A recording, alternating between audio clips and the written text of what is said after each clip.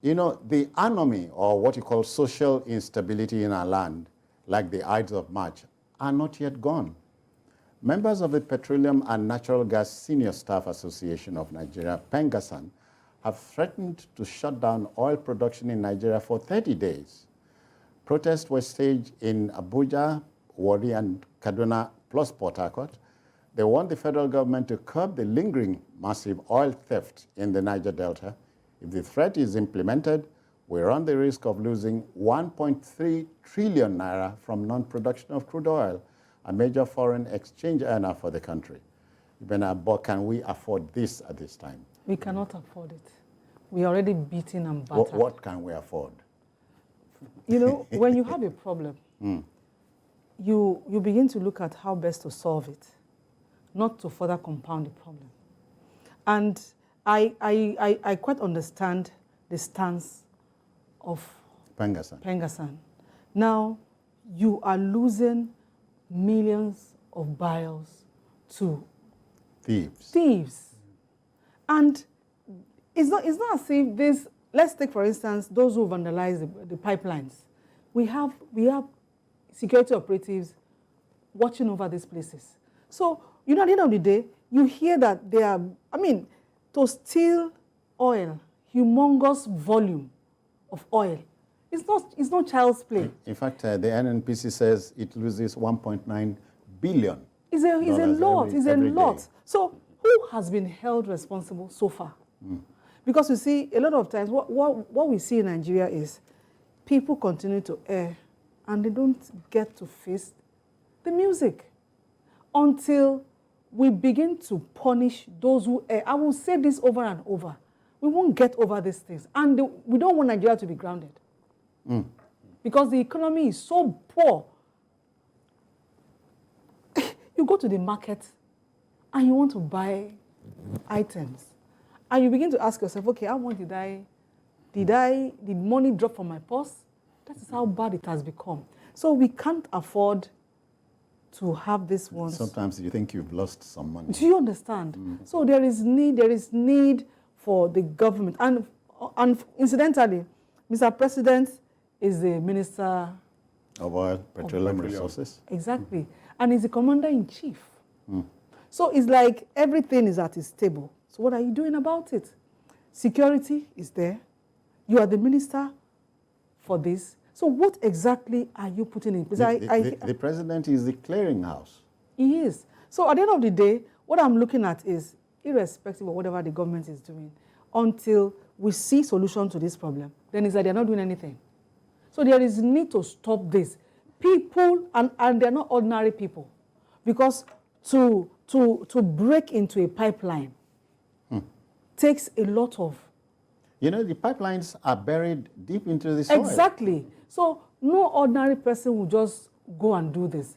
These are people, they know how to drill through the pipe. Essentially, oil thieves are not like unknown gunmen. Exactly. So, if you get what I mean. I do. So what are we doing as a government to make sure that we are able to put a stop to this? What are we doing? Bolaji, you pour oil on troubled waters. What do you possibly pour on troubled oil? Just let the oil flow. Okay. But let me say something. You see, PENGASSAN is a very powerful organization, powerful union. With its sister organization, that's NOPENG. When you look at the antecedents, you know that they can make or mar a country. We saw what happened during the 1993 election when they went on strike and the entire country paralyzed. Grounded, yeah. And I recall that during that period, Abacha, that was the president then, had to go and buy, with 3 NPC, had to go and buy truck to be transporting fuel all over the country. But you see, we ask ourselves, what are they fighting for? They are fighting against oil theft. That is, you know, I recall that the chairman was saying that 95% of oil that is pumped is stolen, 95%. That it got to a level that even the NNPC is not able to meet the OPEC quota. Our quota is 1.8 million barrels per day. I think we are hardly producing 1.7. Exactly, about 1 million barrels per day. That's what we are. We have not able to satisfy the quota of OPEC that was given to us, which we have generated more funds for us. Unfortunately, why is this so? because they are vandalizing the pipes, they are removing this oil, so people are stealing this oil. Do you remember last week, the Customs Comptroller General was before the House of Reps, and he was saying, up till now, we cannot determine how many million liters we consume daily. When the NNPC says it is 60 million liters, but the customs boss is saying about 98 million liters. So where do the 38 million liters go every blessed day? You see, it's rather unfortunate. That is the problem. You see, we are not ready to tackle our problem in this country yet. And the reason why I say this is this. You see, people are just not doing the right thing. We are, you know, we are saying we are fighting corruption, but those who are engaged in oil bunkering, they are just not ordinary person on the street. They are not just any river. Even those who are vandalizing pipes, they are just not anybody. It's not as if they are not unknown to people. If we are really interested in fighting this corruption, we're interested in making this country a better place, we know what we should do. Yeah. Why should we have a situation? And it's very good for us, because if someone is telling us this one and the other one is telling us this, and we know that there's something wrong. The customer is saying, this is what is the situation. You are the NFP saying, which means they don't even have the information. The customs man said he was not talking about smuggling, because 38 billion liters, how many trucks do you need to fill them with? Even about we're in deep trouble here. If PENGASSAN, I don't know when the 30 days will commence. I don't know. Otherwise, Nigerians are indulged in panic buying now. Store fuel for 30 days? No, come on. Come on. See, fighting criminality calls for a strong, unwavering political will. Do we have it? Do we have it? Now, recall there was this particular tanker. Super tanker. Exactly. That was apparently in somewhere in Guinea. Equatorial Guinea. Exactly. That is humongous. How? And it's not something you do in a few minutes. No. So who are the people that were supposed to man that particular place where this oil theft took place? And to fill the tanker takes a month, unbroken. So are they saying that for the stretch of 30 days, nobody was there? No vex. No kill me with questions, I beg. Meshach is reaching us from Abuja. Meshach, good evening to you. Yeah, good evening, sir. How are you? I'm fine, and you? Fine, thank you, sir. Okay, then, go on. Yeah, I overheard you talking about the internal wranglings of PDP. And on a quick note, I just want to draw your attention to look at the current APC leadership, where the chairman is from the north and the president himself is from the north, despite the fact that Meshach, except that there are 4 major functions of the media. One of it is agenda setting. You don't set agenda for us. Because, gentlemen, you cannot say that the trouble in the main opposition party is not big enough to talk about. It's not that we do not, come on, we talk about it when the APC shoots itself in the foot. Even. Yes. But we're talking about the theft of Nigeria's crude oil. PENGASSAN, if you heard me, is spoiling for a 30-day shutdown. For 30 days, we are not going to produce crude oil. And Ibn Abo and Bolaji, both of you know that Russia invaded Ukraine over 6 months now.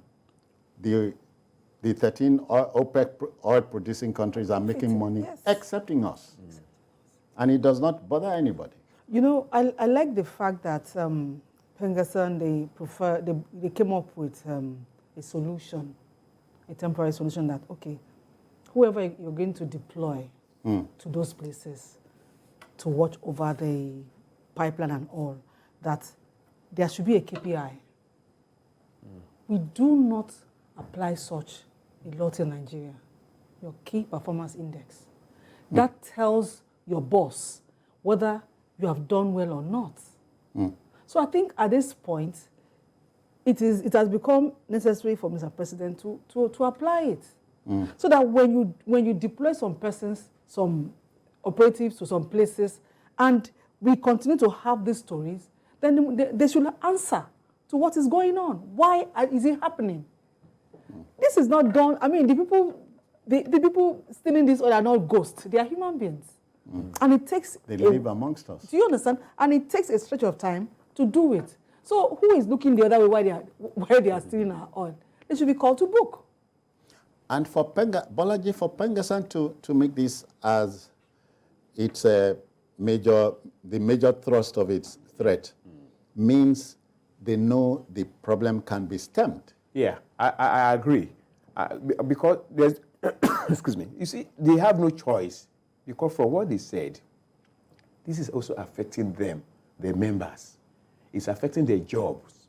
And it's affecting even the welfare of their members. You see, because most of these companies that are supposed to be producing this crude oil, Shell, you know, they are relocated, they've stopped work. And automatically, once they stop work, they sack the workers. So it is also in their best interest to ensure that government solves this problem. If not, there's going to be a lot of people losing their jobs. You understand? Excuse me. So it is important, it is imperative for government to step in here. But you see, when they post people to these places. Yeah, sorry, Bolaji. We have a Julius waiting patiently in Malaysia. Julius, good evening. Welcome. Hello, sir. Yeah, good evening. Oh, yes, it is. Oh, Valencia is in Spain. Okay, yes, welcome. Sir. Welcome. You see, the problem in Nigeria oil industry is so big that the Nigerian government we need overhauling. An insider once told me that the reason that the NNPC cannot sack their workers and they are still there is because, so they are still, because they do everything that they still refine oil, load it and bring it down to Lagos. And Nigerians pay for export for everything there. So the problem, I don't know who will solve it for us. We just have to pray. Imagine refining oil in Nigeria. The Nigerian will have to pay as if the oil was refined abroad. And we pay the workers. And we pay for sending it, pay for bringing it back, pay for thank you, Julius. Everything. Many thanks, Julius.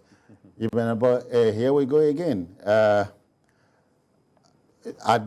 a time like this, you are struggling for what to say. You know, we're an oil-producing country since 1956 through to now. Our troubles had always been oil theft. So many governments have, and the problem didn't start day before yesterday, and may not end tomorrow. So we can't afford 30 days of PENGASSAN downing tools. I want to believe that the government probably they are already doing looking something. Yes, they are already looking into it, because it will not be funny if should they embark on this 30-day strike.